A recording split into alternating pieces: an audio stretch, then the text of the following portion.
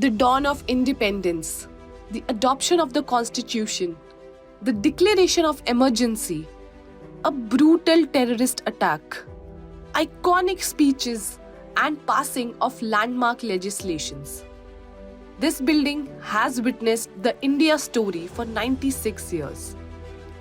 Throughout this transformative narrative of India, the hallowed chambers of Parliament have echoed with the resounding speeches and remarkable oratory of India's visionary leaders. तू इधर उधर की ना बात कर, ये बता कि काफिला क्यों लुटा, हमें रहबरों से गिरा नहीं, तेरी रहबरी का ख्याल किया, तेरी रहबरी कि तेरी जीत के काबिल नहीं हूँ मैं, तू मेरा शौक तो देख, मेरा इंतजार देख. The heartfelt words of India's first Prime Minister Jawaharlal Nehru, the steadfast resolve of Lal Bahadur Shastri, followed by the eloquence of Indira Gandhi, the path-breaking liberalization of Dr. Manmohan Singh, the poetic brilliance of Atal Bihari Vajpayee, and the powerful articulation of Prime Minister Narendra Modi has left an indelible mark on these historic walls. So, here's taking a look back at some of these iconic parliament speeches that shaped India. Long years ago, we made a tryst with destiny, and now the time comes when we shall redeem our pledge, not wholly or in full measure, but very substantially. At the stroke of the midnight hour, when the world sleeps, India will awake to life and freedom.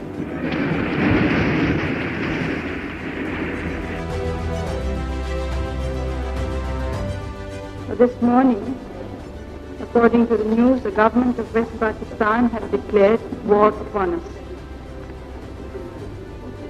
Last evening, the West Pakistan Air Force violated our airspace wantonly and attacked a large number of our airfields. And with the leaders of the opposition parties, we were all of one mind, united in our resolve that the nation's freedom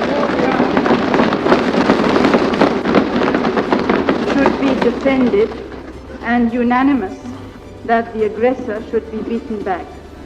We have stood for peace, but peace itself has to be defended. Today, we are fighting to safeguard our territorial integrity and national honor. Above all, we are fighting for the ideals we cherish and the cause of peace. The proportion of direct taxes should increase in the total tax revenues of the government. It is inexplicable that in a country of over 900 million people, only 12 million people are assessed to income tax, and what is worse, only about 12,000 SSCs are in the tax bracket of income above rupees 10 lakhs. I intend to make a beginning in widening the tax net by an amendment of Section 139 of the Income Tax Act. My proposal is that residents of large metropolitan cities who satisfy any two of the following economic criteria, namely ownership of a four-wheel vehicle, occupation of immovable property meeting certain prescribed criteria, ownership of a telephone, and foreign travel in the previous year, should normally fall within the taxable slabs and should voluntarily file their tax returns.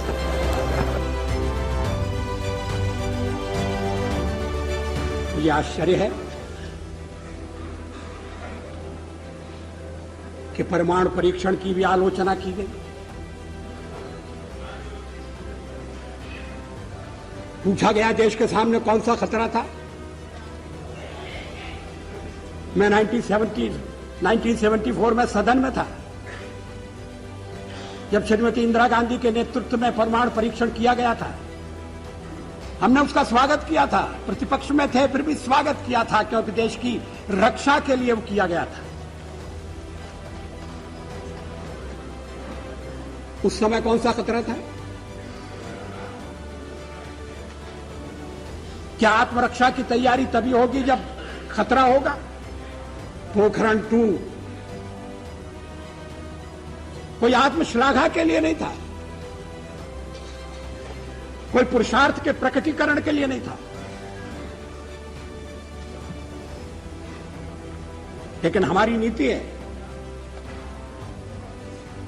और मैं समझता हूं ये देश की नीति रही है,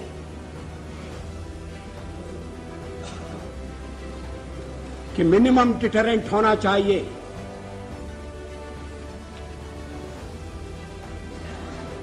वो क्रेडिबल भी होना चाहिए। 40,000 से ज्यादा पंच सरपंच का अधिकार 70 साल तक ले लिया। इसका जिम्मेदार कौन? इसका जिम्मेदार है 370। माननीय राष्ट्रपति शासन हुआ, राष्ट्रपति शासन में माननीय प्रधानमंत्री जी ने आग्रह किया और जम्मू कश्मीर के पंचायत एक्ट के तहत वहां चुनाव हुए। आज 40,000 पंच सरपंच गांव की सेवा सिद्धि कर रहे हैं। उनके हाथ में 3500 करोड़ रुपया पहुंचा। ये अधिकार नहीं मिला, मगर कोई नहीं बोलेगा। हमें कहते हैं वोट बैंक की राजनीति कर। क्यों घाटी में सिर्फ मुसलमान रहते हैं? क्या कहना चाहते हैं? घाटी में मुसलमान भी रहते, हिंदू भी रहते, सिख भी रहते, बौद्ध भी रहते, जैन भी रहते। धारा 370 अच्छी है तो सबके लिए अच्छी है, और बुरी है तो सबके लिए बुरी है। हम धर्म की राजनीति नहीं करते। एक मेंटल बैरियर है, एक वोट बैंक की राजनीति है, और एक काम का बोझ लेकर कुछ लोग घूमते रहते हैं। ये हो जाएगा, वो हो जाएगा। मान्यवर, कुछ नहीं होने वाला। तो मैं सभी को निवेदन करना चाहता हूं कि कृपया इस दोनों संकल्पों का और बिल का दोनों आप समर्थन करिए, और एक अच्छा मैसेज कश्मीर के अंदर हम डालिए। इतनी करबद्ध विनती कर मैं मेरी बात को समाप्त करता हूं। And now the journey of old parliament comes to an end, as a new building is ready and all set to take over. But before that, one last time, let's take a trip down memory lane and watch the grandeur of the old parliament. Originally called the Council House, the old Parliament building housed the Imperial Legislative Council and is considered an icon of India's democratic spirit. Spread across nearly 6 acres with a creamy sandstone colonnade of 144 pillars on the first floor, it is one of the most distinctive parliament buildings in the world. When the nation was still in the making and independence was 26 years away, Britain's Duke of Connaught laid the foundation stone of Parliament House on February 12, 1921, and said it would stand as the symbol of India's rebirth to yet higher destinies. The construction of the Parliament House building commenced in 1921, and British architects Edwin Lutyens and Herbert Baker took 6 years to construct it, and was inaugurated by the then Viceroy Lord Irwin on January 18, 1927. The Parliament saw its last legislative sitting at the end of the year 2022. It was the winter session of Parliament, which concluded on December 23rd, 6 days ahead of schedule, with opposition members forcing repeated adjournments in the final days over their demand for a discussion on the border issue with China. But what will happen to it now? It is being said that the old Parliament building will not be demolished, but it will be renovated and used alongside the new building. In 2022, a report had suggested that the Union government may convert the old Parliament into a museum. If and once it is opened as a museum, visitors may actually sit in the current Lok Sabha chamber. Known as the Temple of Democracy in India for over 96 years now, the old Parliament has witnessed the freedom struggle to the independence from British rule to the shaping up of the nation as it is today.